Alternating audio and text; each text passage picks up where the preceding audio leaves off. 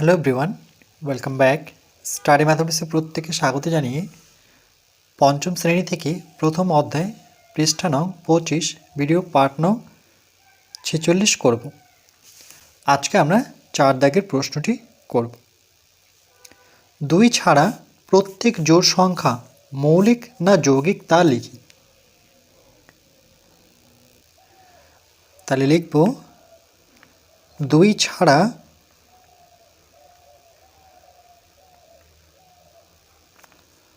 প্রত্যেক জোড় সংখ্যা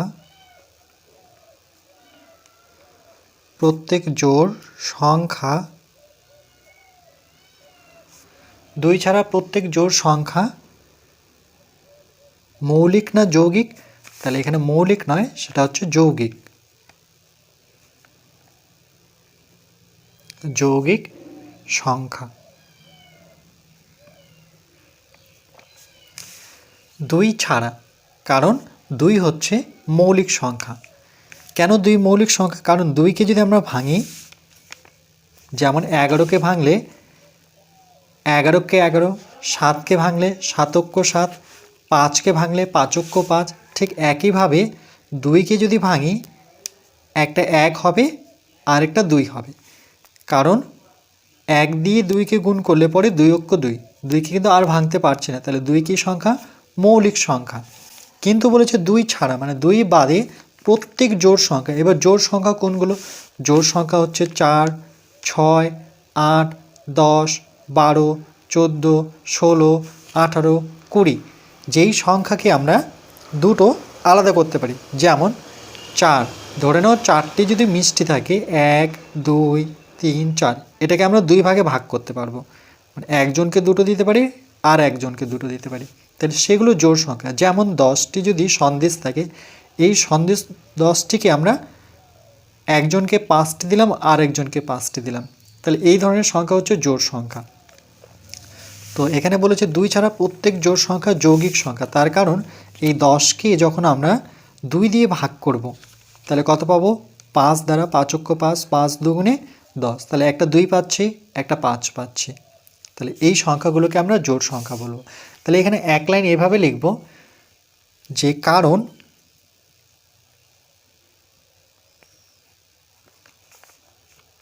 প্রতিটি জোড় সংখ্যায়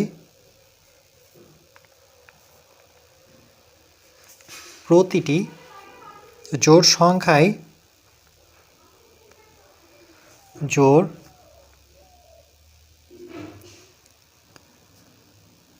সংখ্যায় 1, 2 ও সেই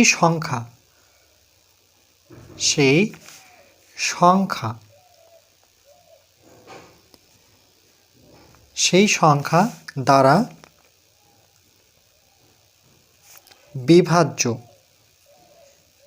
বলতে এখানে ভাগ হবে, বিভাজ্য বলতে ভাগ যাবে। কি সংখ্যা দিয়ে? 1, মানে প্রতিটি জোড় সংখ্যা 1 2 আর সেই সংখ্যা দিয়ে বিভাজ্য হবে। যেমন একটা জোড় সংখ্যা যদি আমরা নিই,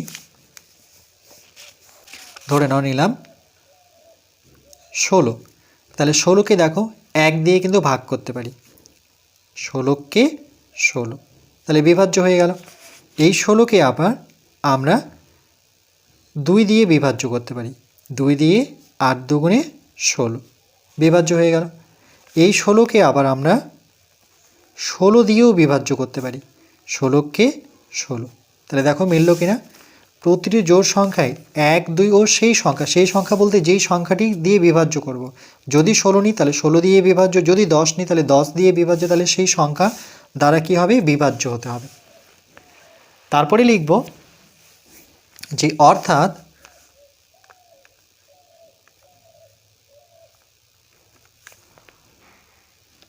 প্রতিটি জোড় সংখ্যারই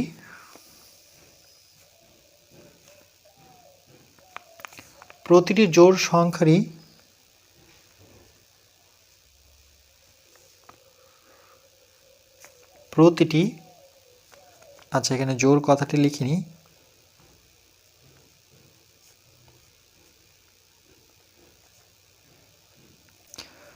প্রতিটি জোড়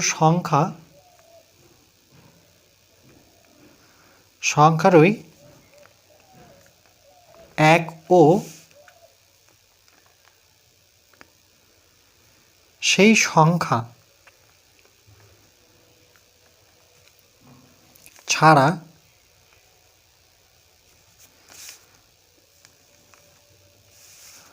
অন্য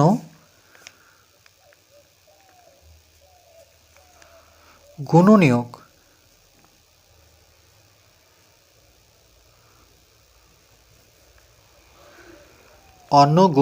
থাকবে।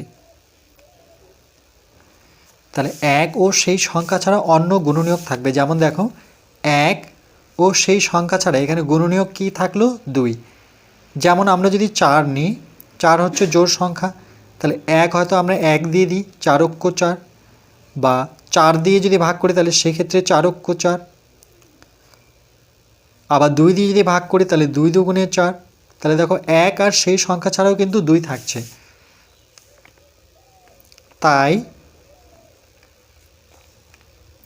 এরা সবাই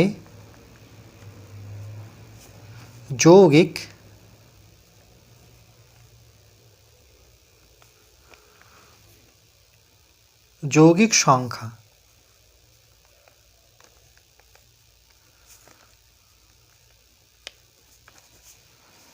তাহলে প্রত্যেকটি জোড় সংখ্যায় এক আর সেই সংখ্যা ছাড়াও কিন্তু একটি গুণনীয়ক থাকবে, যে কোনো সংখ্যা নাও। ধরে নাও আমি যদি 8 নিই, তাহলে 8কে আমরা কি কি দিয়ে বিভাজ্য করতে পারি?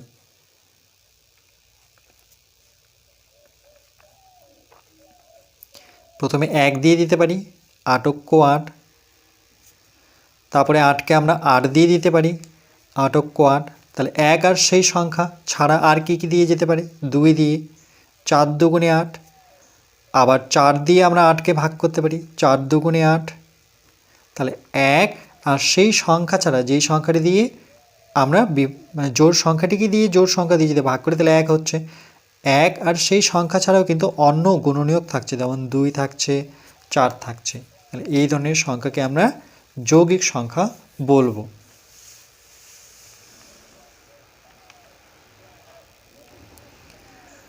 তাহলে কি পেলাম? 2 ছাড়া প্রত্যেক জোড় সংখ্যা যৌগিক সংখ্যা। এই লাইনটা লিখলেই হবে।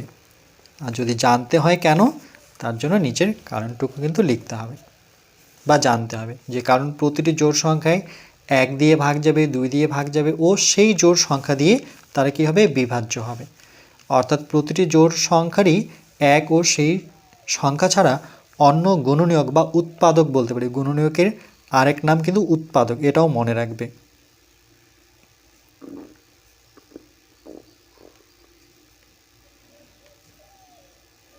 গুণনীয়ক, এটাকে আমরা উৎপাদকও বলতে পারি।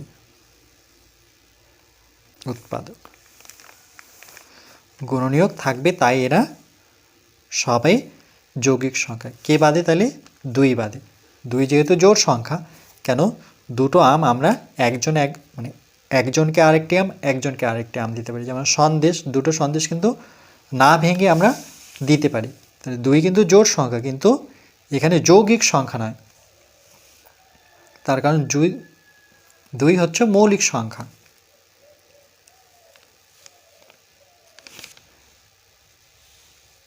আর কেন মৌলিক? কারণ 2কে ভাঙলে একটা 1 হয় আর একটা নিজেই 2 হয়, এরকম সংখ্যা মৌলিক। 11 যেমন 11কে 11, একটা 1 থাকছে আর একটা সেই সংখ্যাই থাকছে। তাহলে এই ক্ষেত্রে এগুলো মৌলিক সংখ্যা।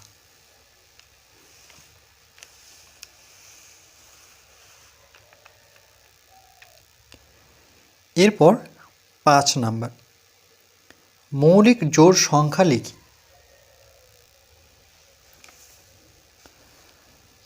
তাহলে লিখব 2 হলো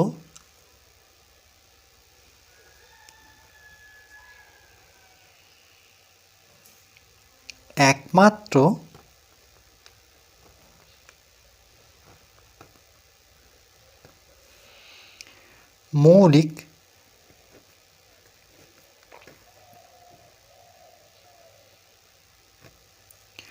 মৌলিক জোড় সংখ্যা।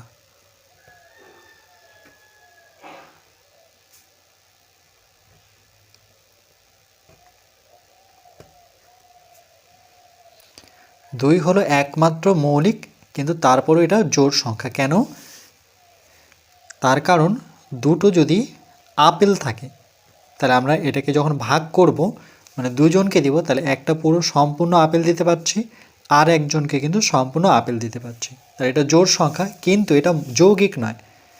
মৌলিক জোড় সংখ্যা লিখি, তাহলে মৌলিক জোড় সংখ্যা একমাত্র হচ্ছে 2। 2 কেন মৌলিক? তার কারণ 2কে যখন আমরা ভেঙে নেব তখন একের ঘরে নামতে পাওয়া যায় 2কে, এককে 1, 2 2। তাহলে একটা 1 থাকতে হবে, আর সেই সংখ্যাটি যদি থাকে সেটা হচ্ছে মৌলিক সংখ্যা।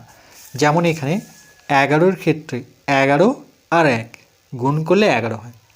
7-এর ক্ষেত্রে 1 আর 7, মানে একটা 1 থাকছে আর একটা সেই সংখ্যাটি থাকছে, তাহলে এরা মৌলিক সংখ্যা। মৌলিক সংখ্যা চেনা খুবই সহজ। তাহলে 2 হচ্ছে মৌলিক সংখ্যা, কিন্তু তার সাথে জোড় সংখ্যা। ভীষণ ইম্পর্টেন্ট এটা।